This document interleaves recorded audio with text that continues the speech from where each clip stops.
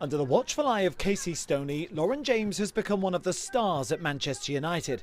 The 19-year-old's development at the club is a sense of huge pride for her head coach, and so too is the way she's now confronting racist abuse, after being the latest footballer to be targeted on social media.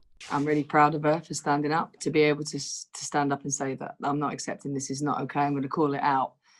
I think it's brave, but she shouldn't have to go through it. It's utterly disgusting. When a player comes to me and says, it's kind of water off a duck's back, that is gut-wrenching for me, that she has to face that and thinks it's normal.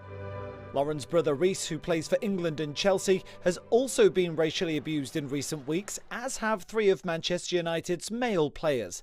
The government say they're going to change the law to make social media companies more accountable for what goes on their platforms. But Stoney is critical of the lack of action to tackle the problem so far. I think the government and the powers that be need to do so much more. You know, I just said to her yesterday, why don't you come off it?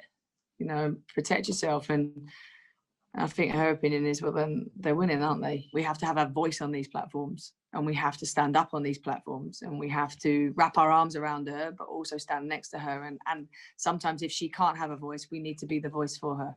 Well, sadly, Stoney herself is no stranger to abuse. As an openly gay footballer, she's also been targeted in the past. I've been told I'm an abomination and I should never have been born. You know, and I've been sent things through the post that weren't very nice, just because I love another human being. You can say you've got thick skin, you can say it doesn't matter, but it still stings. I just think we need to have more kindness in the world and less hate. I really don't understand it.